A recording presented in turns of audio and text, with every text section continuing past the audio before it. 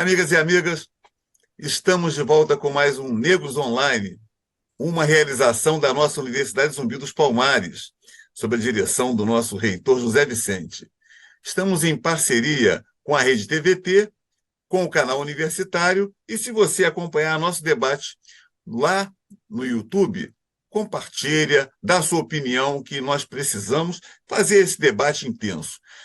E aqui é o quilombo da cultura e da educação. Você sabe muito bem que aqui é a resistência e resistência para poder debater os temas de interesse da comunidade negra do Brasil e do mundo. E por isso que nós estamos aqui hoje para poder conversar sobre um tema para lá de importante e que nos toca profundamente. E para poder ter uma conversa rica, nós vamos ter aqui a presença luxuosa, aquela presença que dá mais substantividade, é assim que fala, professor Marcos Antônio? Professor Marcos Antônio, da nossa Zumbi dos Palmares.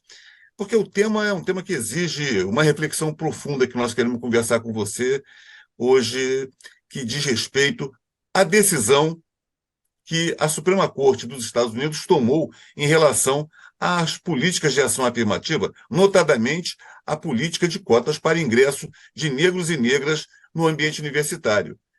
Um retrocesso de proporções absurdas que chega a incomodar a todos, até os liberais ficaram incomodados com essa manifestação da Suprema Corte, porque tocou num ponto forte, naquele ponto, inclusive, que deu muita musculatura aos negros americanos e até ao Estado americano, que tivemos um presidente negro, e a mulher do presidente era oriunda das políticas de ação afirmativa, das políticas de cotas.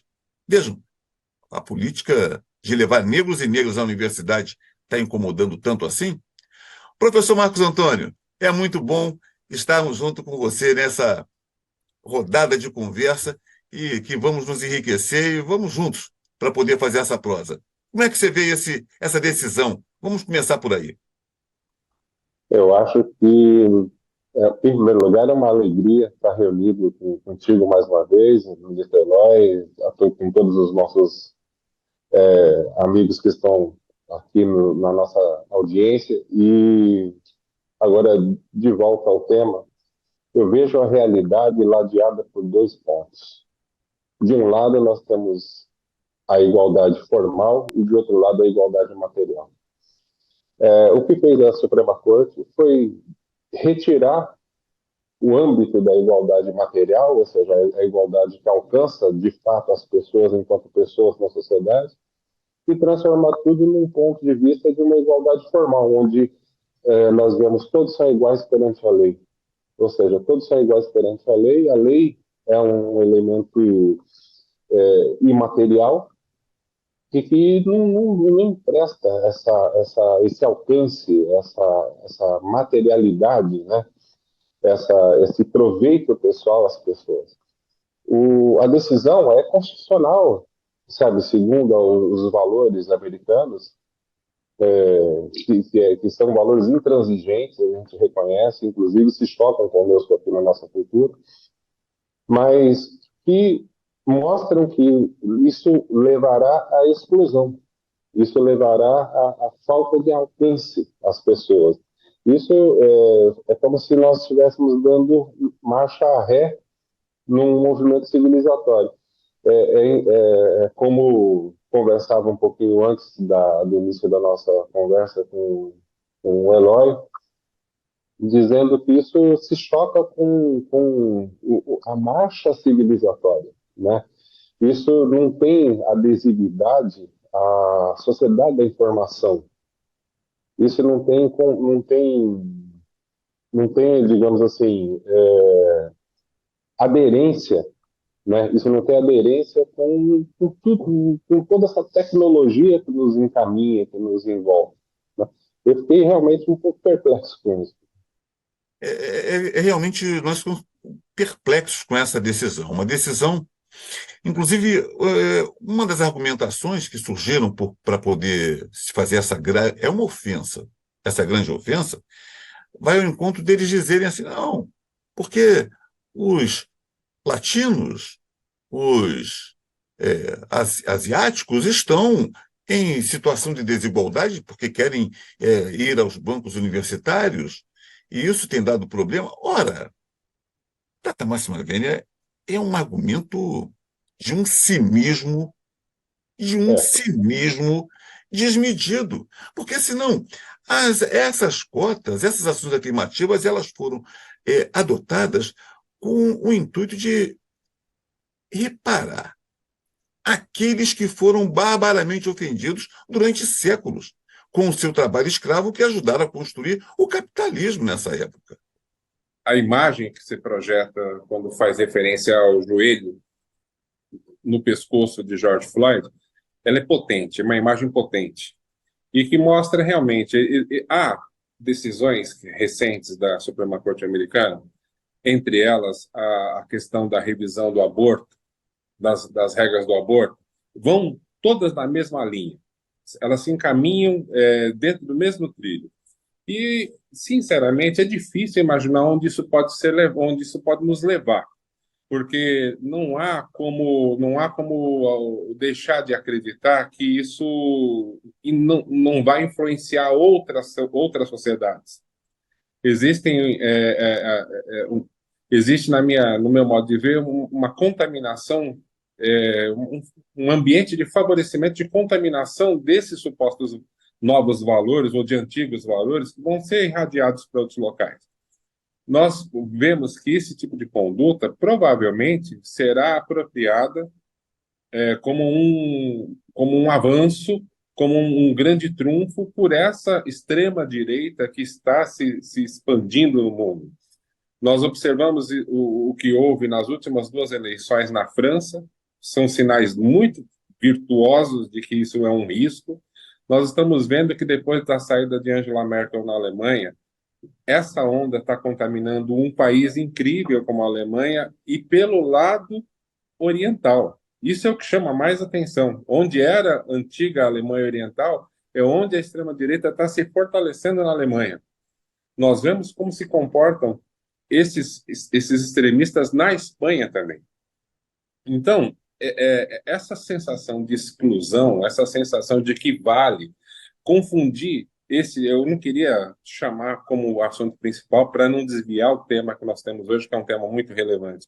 Mas isso tudo leva, inclusive, ao ponto de alinhar uma conduta desse porte com esse entendimento que as pessoas têm sobre o que se chama hoje de liberdade de expressão e que não é liberdade de expressão, né?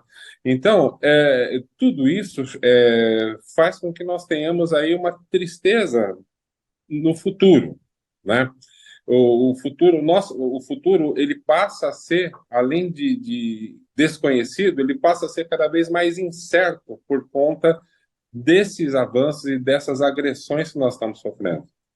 Não, verdade, verdade. E nós usamos esse simbolismo do joelho no pescoço, porque o joelho no pescoço agora é um simbólico, é o joelho no pescoço, digamos que é no direito, né?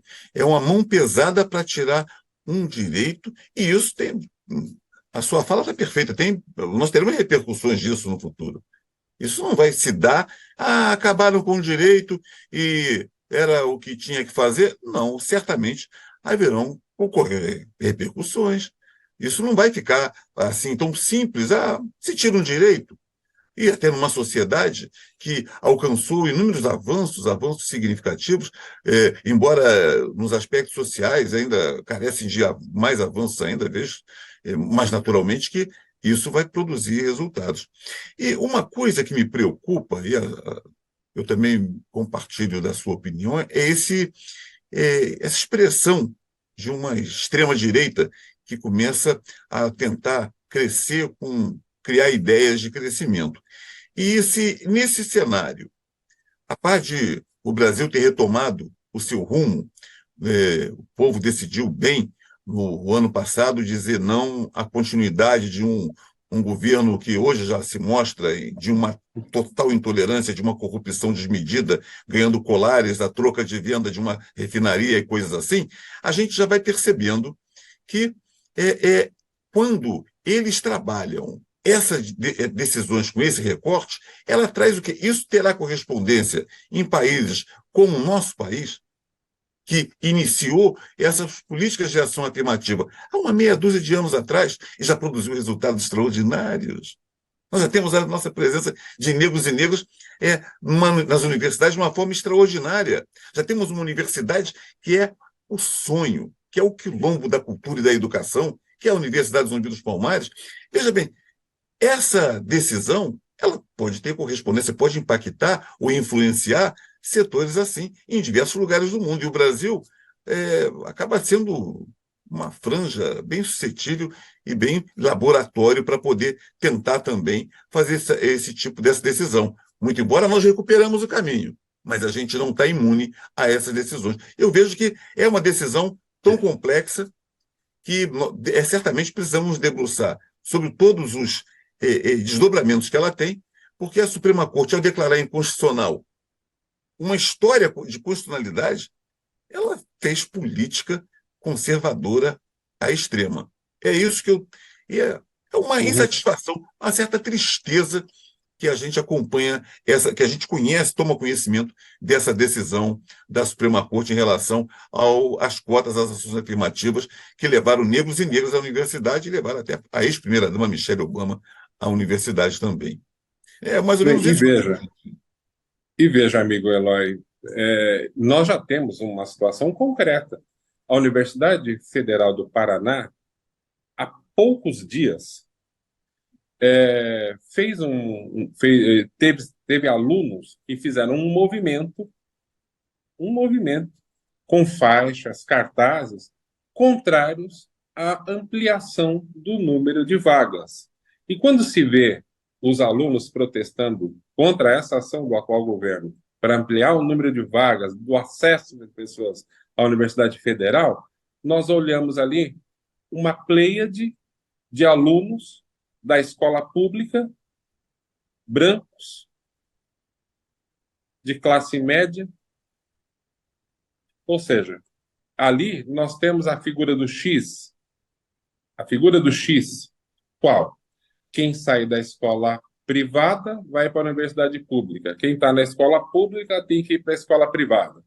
Ali eles estavam com faixas e cartazes em pleno ano 2023 do século XXI, pleiteando a preservação do X. Ou seja, seduzidos por essa fala farsa, essa fala cínica.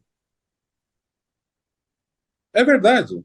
É verdade. E agora, isso de alguma forma, a decisão que houve nos Estados Unidos, ela de alguma forma, ela subsidia essas teses.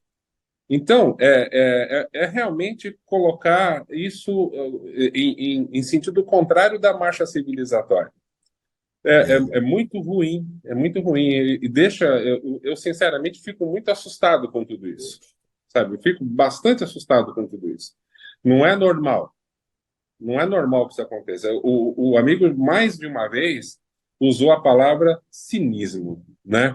E é correto, porque é cínico não enxergar que isso nos conduzirá à exclusão, nos conduzirá à desigualdade, nos perpetuará a desigualdade, em vez de fazer o que estava acontecendo no Brasil, que era uma marcha recente, mas bem sucedida, de supressão dessa desigualdade. O cenário nos aponta de uma forma bem real para que o movimento negro se manifeste acerca desse tipo de decisão, né? Me lembro do número de manifestações que participei, ainda bem mais jovem, aqui no Rio de Janeiro, contra a prisão de Nelson Mandela, pedindo contra o apartheid.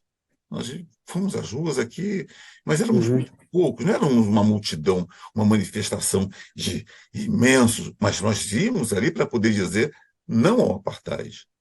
Essa decisão lá, é importante que as organizações do movimento negro também se debrucem. Eu estou pensando que eles deveriam se debruçar.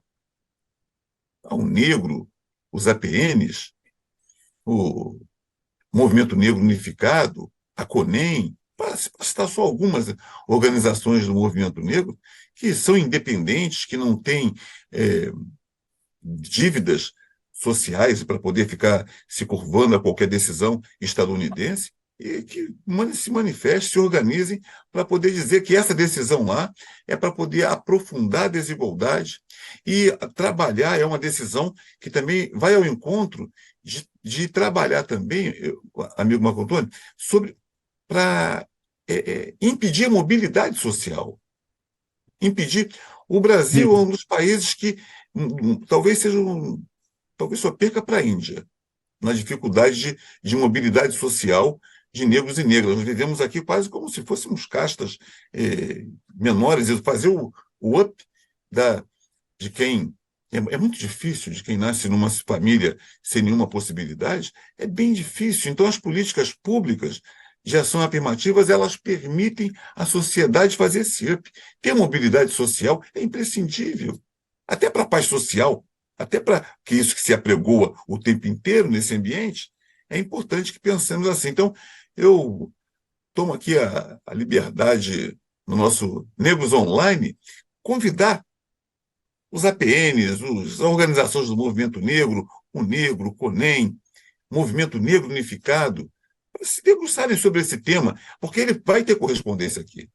Não vamos nos enganar. Já existem projetos no Congresso contra as cotas, existem projetos tentando acabar com o Estatuto da Igualdade Racial e, infelizmente, projeto lançado, escrito pela mão de um negro, é mais terrível ainda, um negro que... não vamos falar sobre isso, não. Ele quer quer um projeto para poder acabar com as ações afirmativas no Brasil. Então, as organizações da sociedade, não apenas as organizações do movimento negro, porque combater o racismo não é só para os negros, não, nem para as negras, é para toda a sociedade. Uhum. Então, chamar as demais associações, chamar os movimentos para que se manifestem, não significa colocá-los contra a soberania da decisão da Suprema Corte, não. Mas simplesmente significa chamar essas entidades a, mais uma vez, proferir um chamamento de atenção de que existem consequências laterais que podem sim nos alcançar aqui por conta de uma interpretação que não diz respeito à nossa própria realidade constitucional, inclusive, né? Os nossos valores constitucionais, eles estão baseados em valores bastante mais acolhedores à igualdade material do que aquele, por exemplo, é mais ou menos como nós pensarmos lá o direito das pessoas portarem armas. Lá, eles portam armas por uma questão cultural e é diferente, não adianta tentar trazer isso para cá, porque nós vamos ter aqui desordem social se isso acontecer no modelo em que as coisas acontecem lá. Mas nós precisamos chamar a atenção para valores que dizem respeito a esse progresso civilizatório que existiu no Brasil e que está tentando ser interrompido e não pode. Nós temos ainda no Congresso um debate que vai ser mais difícil com essa legislatura do que foi na passada, que é realmente aprovar a continuidade da lei de cotas. Ou seja, isso não foi resolvido pelo Congresso passado, mas nós precisamos dar de novo atenção a isso. Vai ser mais difícil agora, vai ser mais difícil, mas, enfim, é preciso ter atenção especial a esses temas e lembrar que não existe felicidade fora da igualdade. Mas Olha, essa igualdade... O Marco Antônio nos brinda num tema tão árido como esse, com uma poesia, é isso? Não existe felicidade fora da igualdade, é isso mesmo? Que coisa linda. Olha aí, é isso, a gente precisa, nós não vamos fazer os protestos, mas nós temos amor, temos sentimentos, é essa via mesmo. Concordo com isso. Não existe igualdade.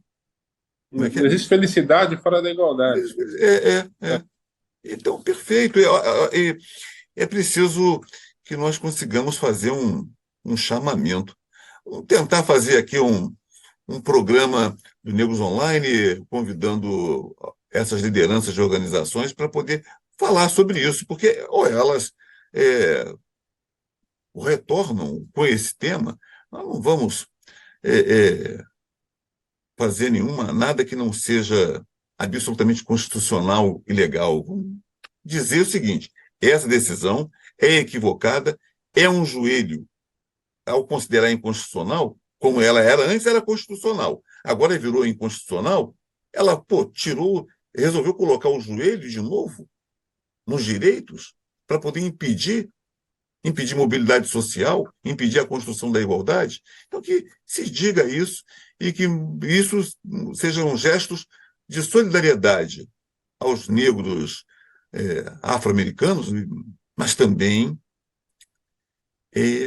sobretudo, para que se saiba que nós não aceitaremos recuo no Congresso diante das ações afirmativas. A propósito, me recordo aqui, um tema que é bacanésimo. Nós estamos, para comemorar os 13 anos do Estatuto da Igualdade Racial, documento que é um documento de uma musculatura extraordinária. Não sei se é a expressão melhor que eu encontro, mas é que ele tem uma força.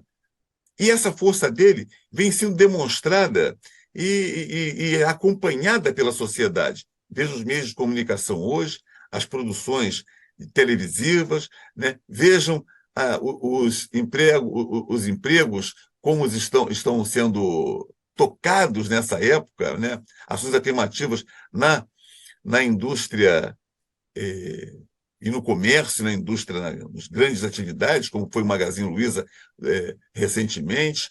E agora, pela primeira vez, o BNDES já anunciou o concurso com cotas para negros e negras. E isso tem um fundamento, é o Estatuto da Igualdade Racial, que está produzindo todos esses resultados. E nós comemoraremos, então, esses 13 anos do Estatuto, a idade bonita, entrando na adolescência, produzindo resultados positivos para o Brasil e para os negros e negras particularmente.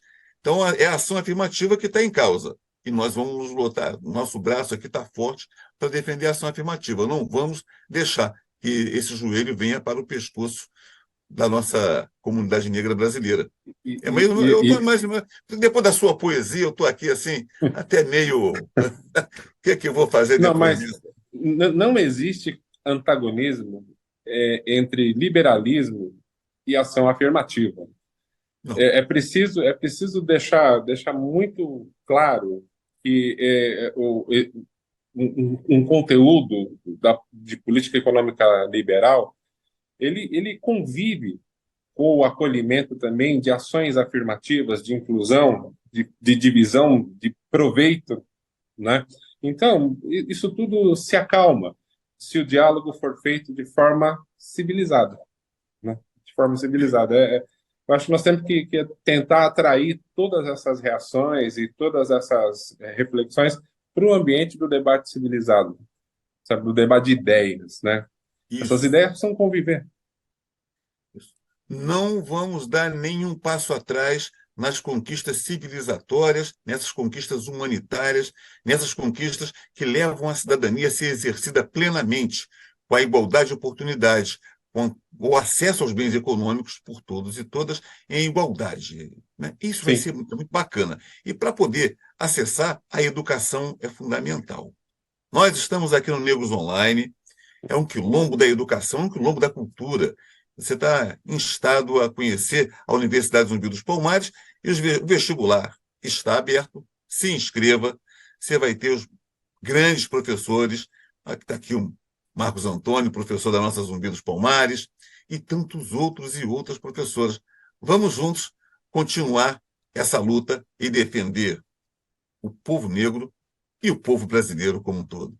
Negros Online, até o nosso próximo encontro, que vai ser bem legal. Venha conosco. Um abraço. Tudo de bom.